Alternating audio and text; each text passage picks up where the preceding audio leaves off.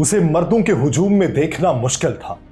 वो छोटी सी बच्ची हुजूम की पिछली सफ में थी। फौजियों ने उन लोगों को हुक्म दिया था कि अपने कपड़े उतार फेंको। कुछ उम्र रसीदा अफराद को भी यही हिदायत दी गई थीं और तमाम अफराद कैमरामैन की जानिब देख रहे थे जो एक इजरायली फौजी था। यह तहरीर किसी और ने नहीं बल्कि ब्रिटिश ब्रॉडकास्टिंग कंपनी यानी बीबीसी ने शाया की है। हमें छोड़िए हम इजाफत लगाकर बोलते होंगे, हमें छोड़िए कि हमें चर्ब जबानी का शौक होगा, हमें छोड़िए कि हमारी सहाफत का मायार बुलंद नहीं होगा। उनकी ही सुन लें जो उनको सपोर्ट करने वाले हैं। मैं यासिर रशीद हूं, आप सब पर सलामती हो और आप मेरा वीलॉग देख रहे हैं। नाज़रीन, ये तस्वीर एक बच्ची की, ये सबसे पहले एक ऐसे सहाफ़ी के टेलीग्राम अकाउंट पर शाया की गई जिसके इजरायली डिफेंस फोर्सेस में अहम अहलकारों के साथ ताल्लुकात थे। तस्वीर में मौजूद अफराद खौफजदा थे, मायूस थे, थके हुए दिखाई दे रहे थे। वो छोटी सी लड़की जैसे ही बीबीसी के एक प्रोड्यूसर ने उसे तस्वीर में देखा जो कहीं दूर देख रही थी, हो सकता है कि वो कैमरे की नज़रों से उछल किसी ऐसी चीज की तरफ अपनी तवज्जो जो है मरकूज किए हुए बैठी हो जो फौजियों की बंदूकों से उसे कुछ और दिखा सके। इजरायली फौज ने लोगों को वहां पर रोका हुआ था। उनके पीछे दूर तक तबाहशुदा इमारतें दिखाई दे रही थीं। फौजी उन तमाम अफराद की तलाशी ले रहे थे। उनके दस्तावेजात को देखा जा रहा था कि कहीं उनका ताल्लुक हमास से तो नहीं। इस जंग के असरात लोगों के इनफरादी जिंदगियों में भी नुमाया तौर पर दिखाई दिए। उस बच्ची के, मर्दों के उस ग्रोह में मौजूदगी, उसके चेहरे के तासुरात और उसके कैमरे से दूसरी तरफ को देखना कई सवालात को जन्म दे गया। सबसे अहम सवाल यह था कि वो कौन है, उसके साथ क्या हुआ। यह तस्वीर जो ब्रिटिश ब्रॉडकास्टिंग कंपनी के प्रोड्यूसर ने देखी वो उससे एक हफ्ता पहले ली गई थी। एक हफ्ते में सैकड़ों अफराद मारे गए थे, मुतअद्दिद जख्मी हो चुके थे, हजारों बेघर थे, बच्चे इमारतों पर फजाई हमलों में मलबे तले दब के मर गए थे, कुछ इलाज के लिए अद्वियात या तिब्बी अमला ना होने की वजह से मर गए थे। तो इस वजह से उसे तशवीश होने लगी कि यह बच्ची मिलेगी भी या नहीं। गजा टुडे प्रोग्राम के साथ काम करते हुए बच्ची की तलाश का आगाज कर दिया गया। इजराइल जो है, ये बीबीसी कहता है कि बीबीसी या दूसरे बैनुल अक़वामी मीडिया को गजा में आजादाना तौर पर रिपोर्टिंग करने की इजाजत नहीं देता। बीबीसी गजा की कवरेज के लिए काबिल एतमाद फ्रीलांस सहाफियों के नेटवर्क के ऊपर इन्हिसार करता है, खुद तो वहां पर जा ही नहीं सकता। वो कहते हैं कि हमने कुछ लोगों के साथ राबिता किया, उन्हें तस्वीर दिखाई, कुछ घंटों के बाद हमें जवाब आ गया। फोन के ऊपर एक टेक्स्ट मैसेज था जिसमें लिखा था हमने उसे ढूंढ लिया है, ये 3 साला जूलिया अबू वर्दा है और अभी जिंदा है। सुनिए, जो कहे कि अभी जिंदा है तो इसका मतलब क्या कि वहां पे रोजाना की बुनियाद पे क्या होता है। ये जबालिया से लोग आए थे, अपने वालिद, वालिदा और दादा के साथ ये रिहाइश पजीर थी। वो उसे मिलने गए, एनिमेटेड कार्टून देख रही थी। ऊपर उड़ने वाले इजरायली ड्रोन की आवाज जो थी उसके बायस ये समझना मुश्किल था ये कौन से कार्टून है। जूलिया अचानक किसी अजनबी की तवज्जो का मरकज बनने पर हैरान हुई। जूलिया के वालिद मोहम्मद उससे पूछते हैं कि आपका नाम क्या है, दूसरों को बताने के लिए। तो वो जवाब में अपना नाम लंबा करके बताते हुए कहती है जूलिया। जूलिया को जिस्मानी तौर पर कोई जख्म नहीं था। जंपर और जीन्स में मलबूस जूलिया के बाल नीले बैंड से तरतीब से बंधे हुए थे, लेकिन जूलिया के तासुरात से परेशानी नजर आती थी। जूलिया के वालिद मोहम्मद ने बीबीसी को उस तस्वीर की कहानी बताई। ये खानदान दरबदर हो चुका था। 3 हफ्तों में उसे 5 बार अपने ठिकाने तब्दील करने पड़े। वो हर बार फजाई हमलों से भागते रहे। जिस दिन जूलिया की ये तस्वीर ली गई उस रोज इजरायली ड्रोन पर लोगों को इलाके से निकल जाने का ऐलान किया गया। अल खुल्फा डिस्ट्रिक्ट से वो निकले जहां पर इजरायली फौज हमास का पीछा करते हुए दाखिल हो गई थी। उसका वालिद बताता है कि यह आम फायरिंग नहीं थी। हम जबालिया के पनागुजीन कैंप की तरफ जा रहे थे। खानदान के पास कुछ कपड़े थे, खुराक के कुछ 10 पैक थे और कुछ जाती चीजें थीं। इब्तदा के अंदर तो पूरा खानदान इकट्ठा था। जूलिया के वालिद, उनकी वालिदा और उनका 15 माह का भाई हमजा, दादा और 2 चचा और एक कजन साथ थे। लेकिन उस भीड़ में जूलिया और उसके वालिद खानदान से बिछड़ गए। وہ محمد بتاتا ہے کہ میں رش کی وجہ سے جولیا کی امی سے بچھڑ گیا تھا. وہ چلی گئی اور میں اسی جگہ رہ گیا. آخرکار باپ اور بیٹی لوگوں کے ساتھ آگے بڑھے. سڑکوں پر ہر طرف موت رقصاں تھی. وہ چھوٹی بچی کا والد بتاتا ہے کہ ہم نے ہر طرف تباہی اور لاشیں بکھری ہوئی دیکھی. کوئی ایسا طریقہ موجود نہیں تھا کہ میں اپنی اس ننھی پری کو اس تباہی کے خوفناک مناظر دیکھنے سے بچا سکتا. اس نے کچھ تو دیکھا ہوگا جس کے بعد یہ خاموش ہو گئی. کہتا ہے 1 سال سے زائد عرصے کی جنگ کے دوران بچے پرتشدد ہلاکتوں کو دیکھنے کے عادی ہو چکے ہیں. چلتے چلتے یہ گروپ جب ایک اسرائیلی چوکی پر پہنچا تو وہاں پر فوجی موجود تھے. کچھ ٹینکس کے اوپر، کچھ زمین پر. فوجی ان کے پاس پہنچے اور ہوائی فائرنگ شروع کر دی. فائرنگ کے دوران لوگ ایک دوسرے کو دھکیل رہے تھے. فوجیوں نے لوگوں کو حکم دیا کہ ایک مخصوص حصے کے علاوہ سارے کپڑے اتار پھینکو.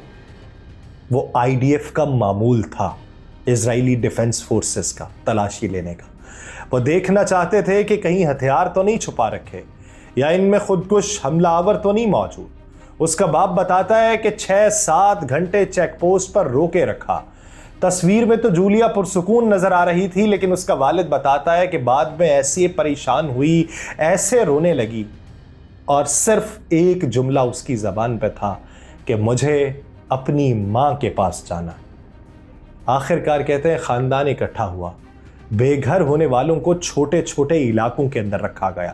خاندانوں کے آپس میں رشتے مضبوط تھے. جب ان کے رشتہ دار جبالیہ سے آتے ہیں تو غزہ شہر میں یہ خبر تیزی سے پھیل جاتی ہے.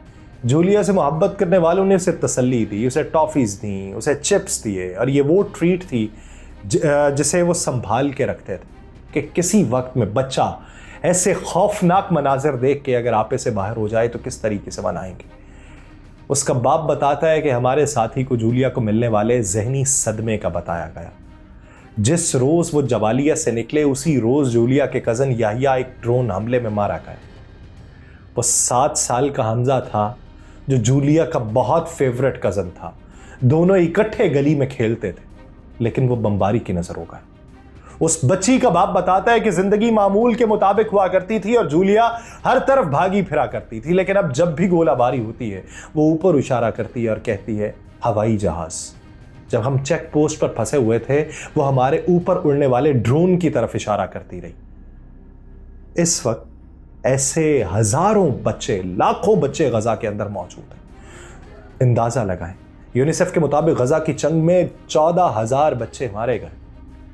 جوناتھن کرکس جو یونیسیف کے ترجمان ہیں وہ کہتے ہیں آئے دن بچے اس جنگ کی قیمت ادا کرتے ہیں جو انہوں نے شروع ہی نہیں کی تھی.